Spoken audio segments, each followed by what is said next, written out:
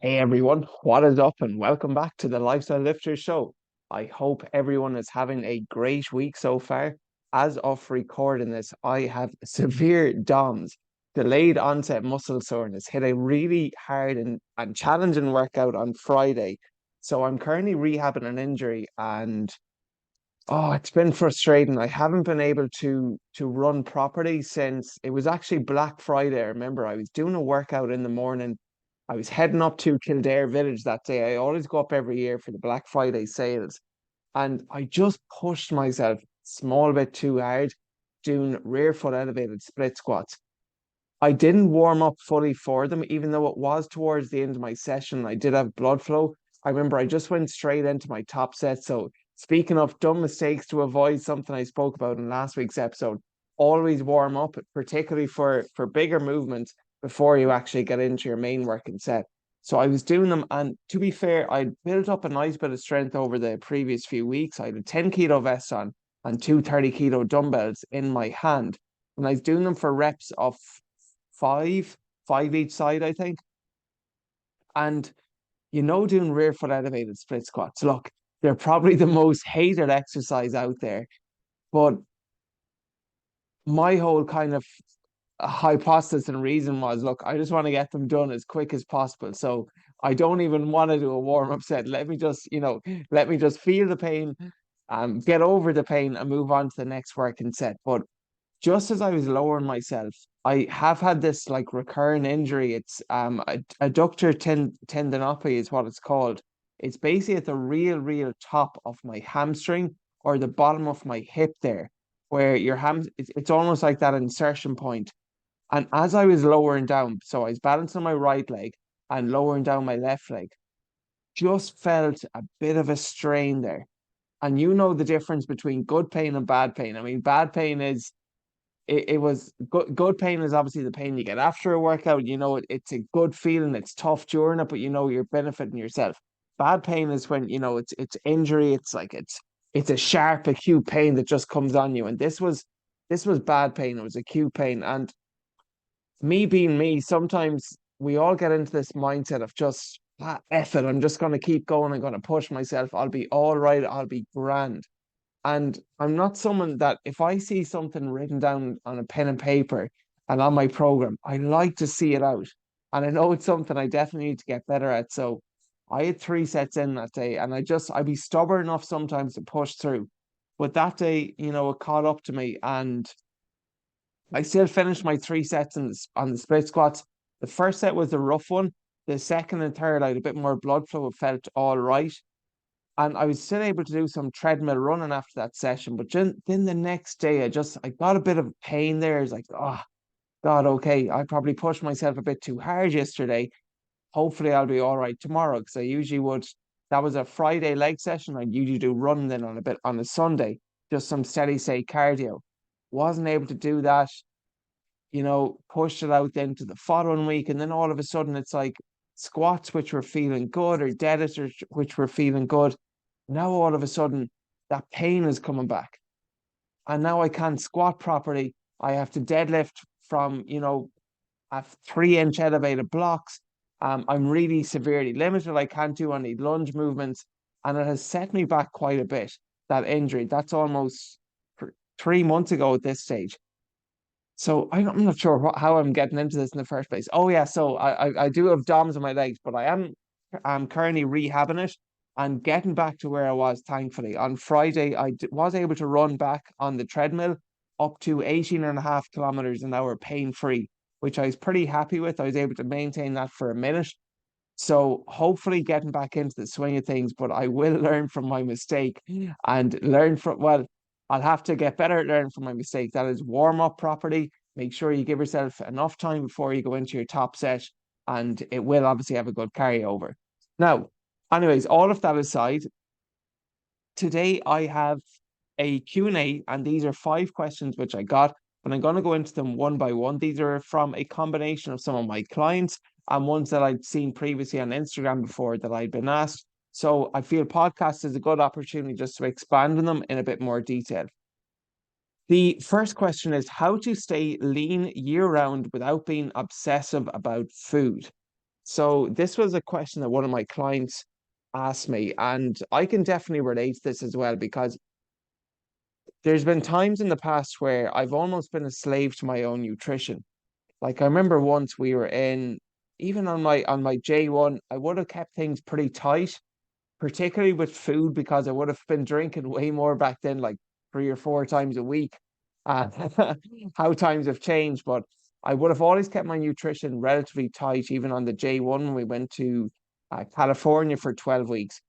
And I remember once we were in San Diego, and there's this place called In n Out Burger. Okay. It's like one of those really famous restaurants that everyone's like, oh, if you go there, you got to try them out. They've got amazing food, they got amazing burger, you got to try it out.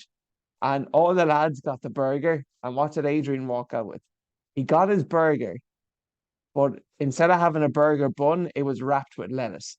I wanted to keep those carbs down. So that was a point where, you know what, reflecting back, you gotta enjoy the occasion too without being too obsessive. Sometimes as well, I would have gone to Boojum with the lads, and the first thing you ask for in Boojum in a Mexican is you choose your base.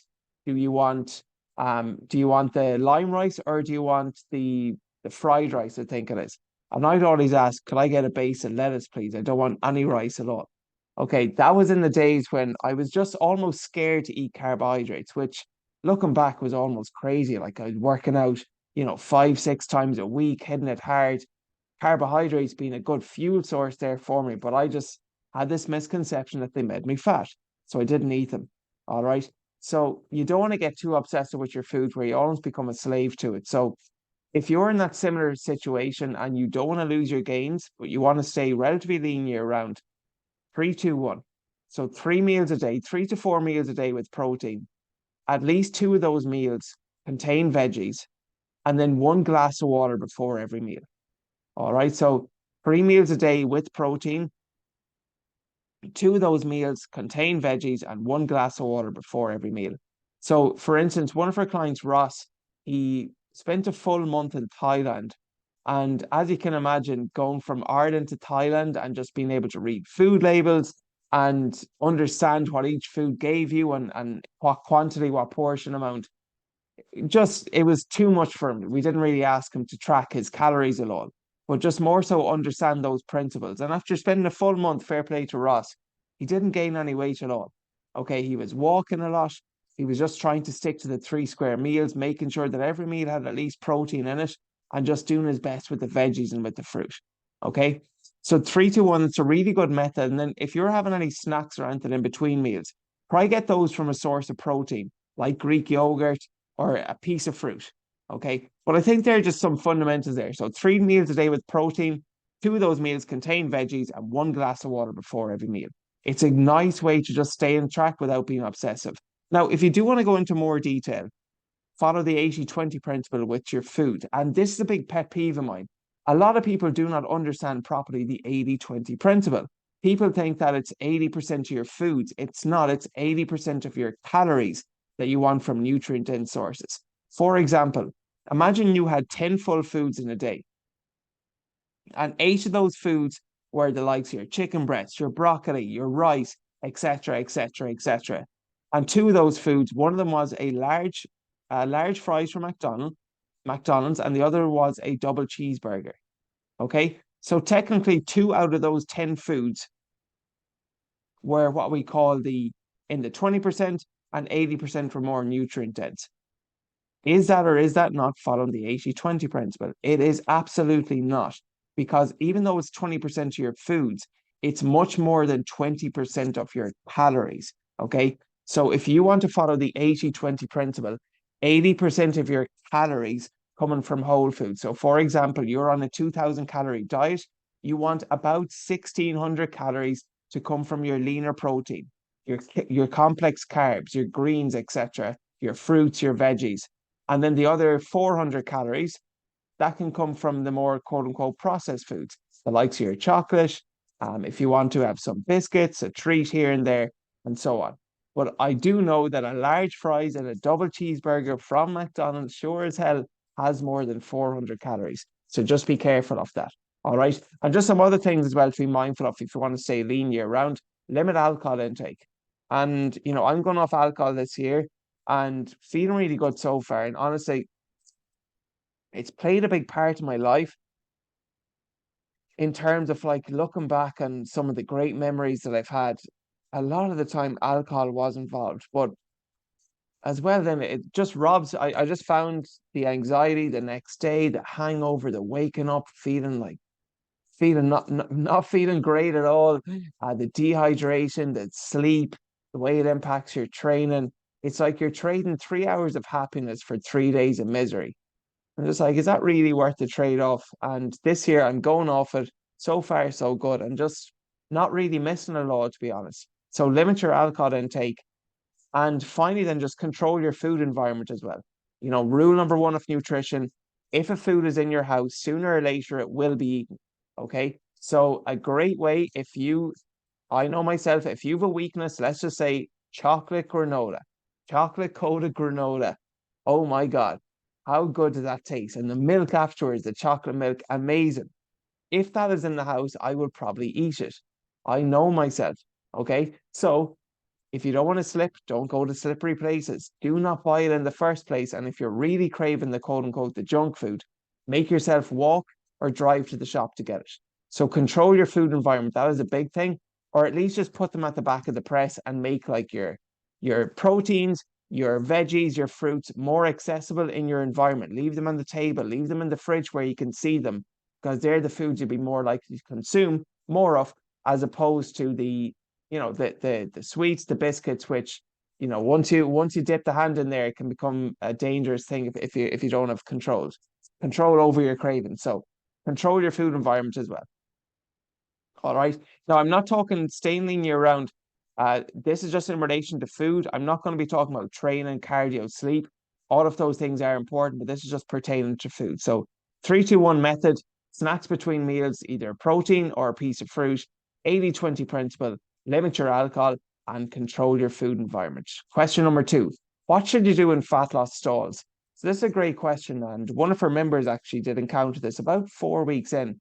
Her name is Siobhan, and she'd been averaging, I think, a loss of usually about zero point 0.6, I think 0.6 kilos a week. So she'd lost maybe 2.5 kilos in her first month, in her first 4 weeks. But there was one week where it just plateaued and when it stalled. And this is the important thing to remember. As your body loses weight, in general, your maintenance calories will also need to be adjusted. So let's just say, I'll just use myself as my own best example. When I was doing my cut for my photo shoot, my maintenance calories probably would have started at 3,300. In other words, 3,300 calories a day to maintain my weight. All right. Now, by the end of that cut, because as my weight decreased, so too does your basic metabolic rate. Basically, the amount of calories your body requires and burns while resting, that also decreases. Okay. So I would have estimated that when I lost the weight, my maintenance calories dropped from 33 to 2,900, which meant it was a 400 drop. All right. Now imagine that I wanted to get back to my maintenance calories and I just decided that I'm in my cut and I'm just going to go straight back up to 3,300. At that time, that would have actually been a calorie surplus for me and I would have gained weight. So a big mistake a lot of people do is as they lose weight, they don't adjust their calories accordingly. That is important because in general, a lighter body will burn less calories than a heavier body. All right. So if your fat has stalled, first of all, how long has it stalled for? Has it just been, a week? Has it been 2 weeks? Has it been a month? That matters. What I would say is if it's 2 weeks consecutively, you need to change something. So in the case of Siobhan there, she was a perfect example of we just had to lower the calories by about 100. And then the following week, she had a big drop in the scale. I think she dropped nearly as much as a kilo because of that. All right. So if you have like 2 consecutive weeks where nothing is changing, you need to adjust something. So with your calories, that can be lower than by maybe 100. With your training, it could be increasing, going from lifting 3 days to 4 days or 4 days to 5 days. All I will say though is this is also important. You can't always add, and subtract simultaneously. Like if you're in a calorie deficit and you're adding more training, reducing your calories. Your training is going to take a hit. So I prefer my preferred way of adding or increasing activity is just simply through walking. Look at your current step count, try to increase that by at least 10%. You're doing 10K a day, let's up that to 11. You're doing 8,000, let's go to 8,800 or even 9,000. By increasing your steps and increasing your walking activity, it's just not nearly as taxing on your body as doing like an extra strength session. Now, if you're at three strength session, you could probably push that to four anyways. But walking is much less taxing than doing like a hard run as well, which can even just deplete you even more and cause you to want to consume more calories. So there are just some ways. First of all, reflect how long has it been. Secondly, change something, whether it's your calories, your activity, or a combination of both. And just finally as well, how long have you been dieting? Like if you've been dieting for a long time and you've been in a severe calorie deficit, your body will adjust to that as being the norm. And this can actually slow down your metabolic rate.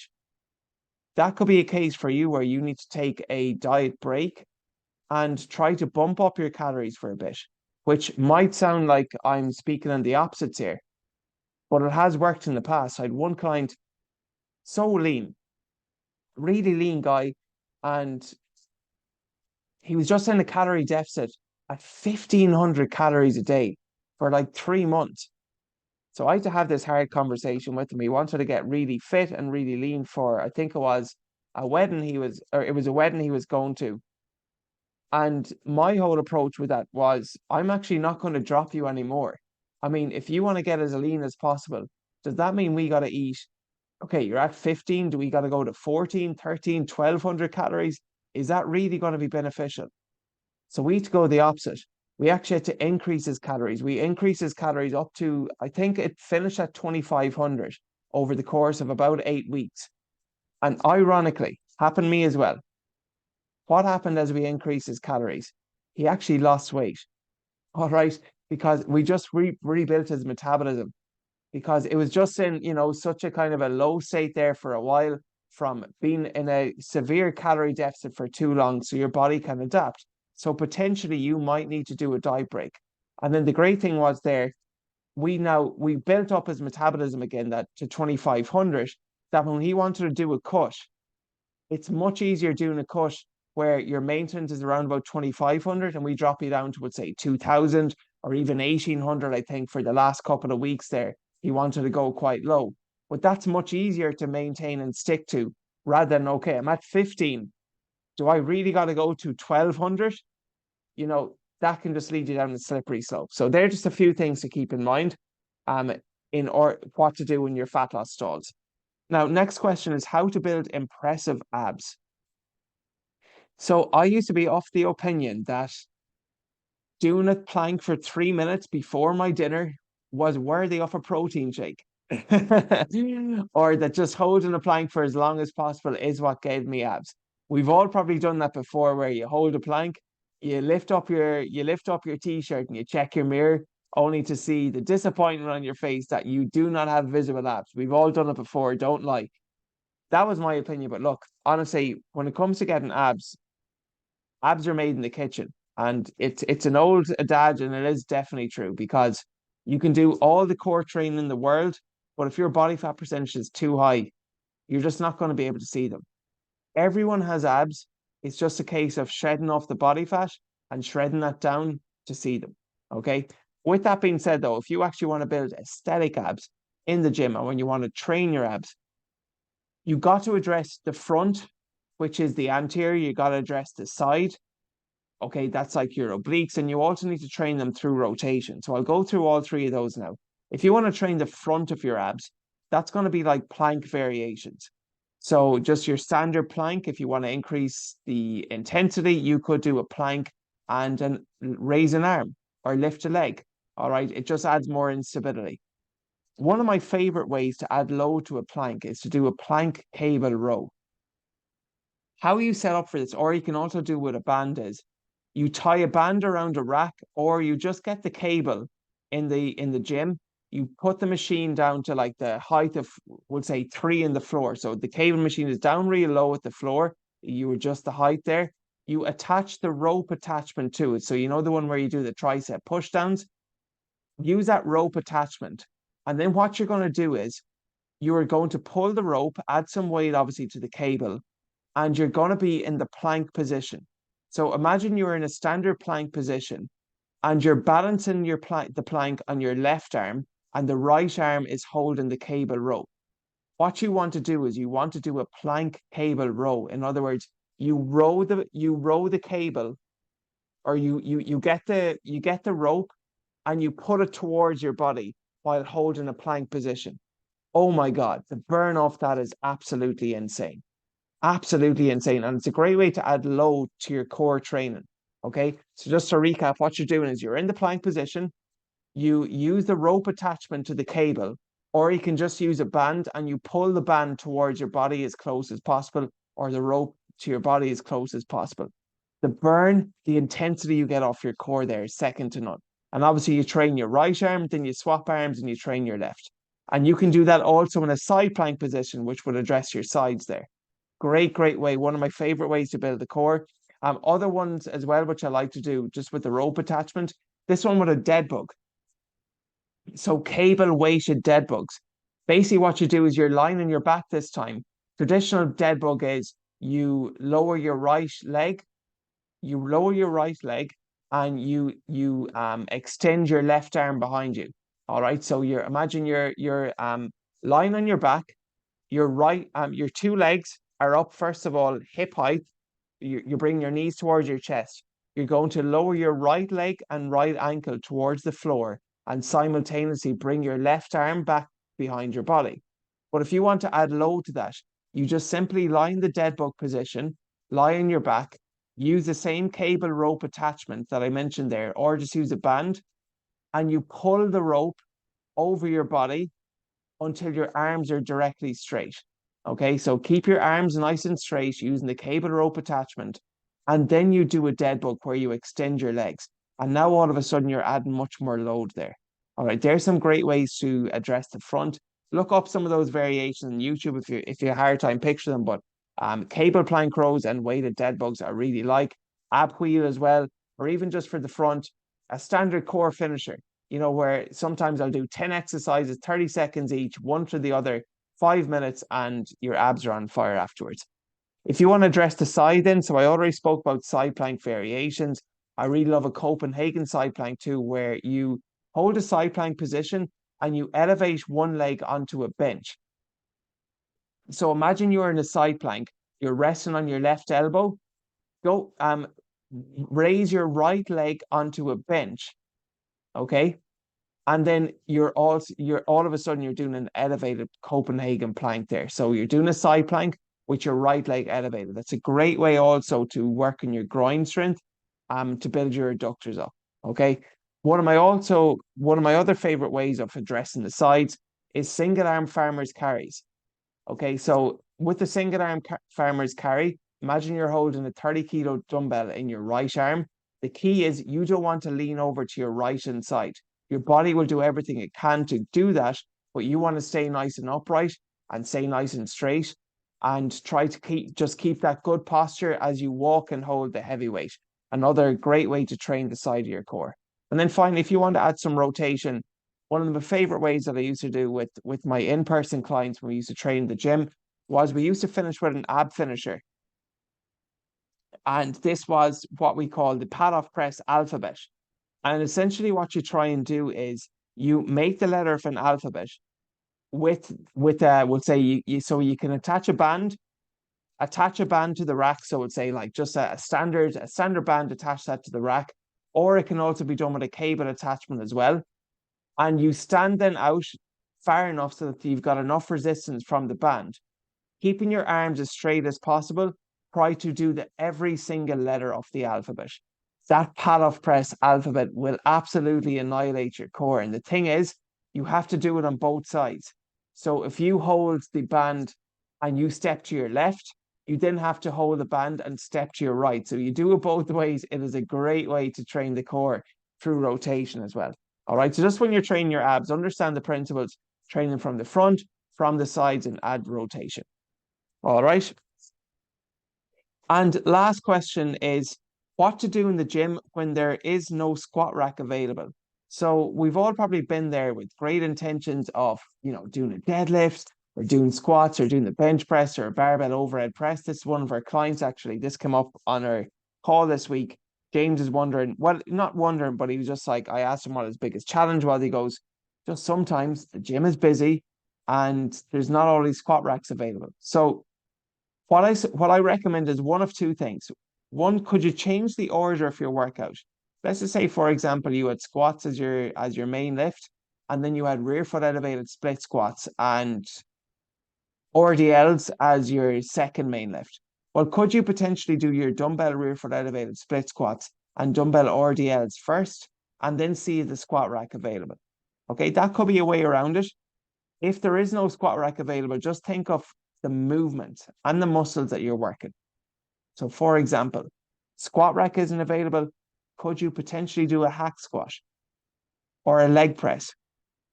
You're still training the same or similar movement. It's just not the same exercise. Or could you do a goblet squat? Okay. And if you find it hard to add relative load to the goblet squat, sometimes the weight of the dumbbell can be your limiting factor there. You could add tempo. Okay. I know I want to do set to 5 in the back squat, but what am I going to do instead? I might do goblet squats, sets of 8 with a 3-second lowering, 2-second pause, and 1-second explode on the way up. Okay, that's a nice way to go about changing that. So just think, what muscle am I working?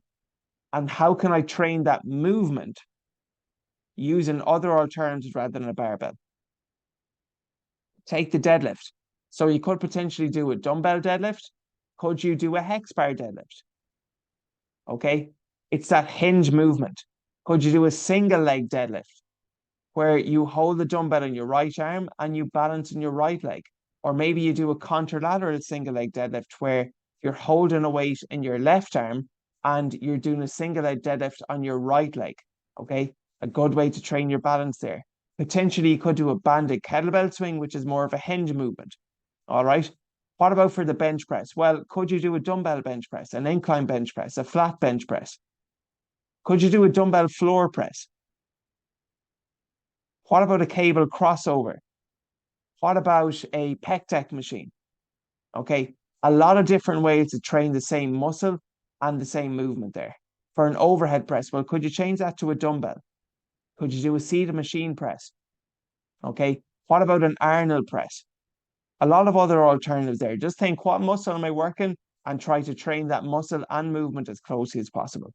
And just don't beat yourself up. I know we've all great intentions sometimes of getting an awesome workout in the gym, and with availability, you just got to be adaptable. And I would have done sometimes in the past, you might wait 5 minutes, but sometimes you just got to say, if the squat rack isn't available, then I will do X, Y, and Z. All right. And that is all for this week's episode. So hopefully you got value from this, from these 4 questions. If anyone does have any questions they'd like me to address in more detail, just shoot me a message on Instagram. I'm at Mac Lifestyle Fitness, MC Lifestyle, Lifestyle, Fitness, Fitness at Mac Lifestyle Fitness on Instagram.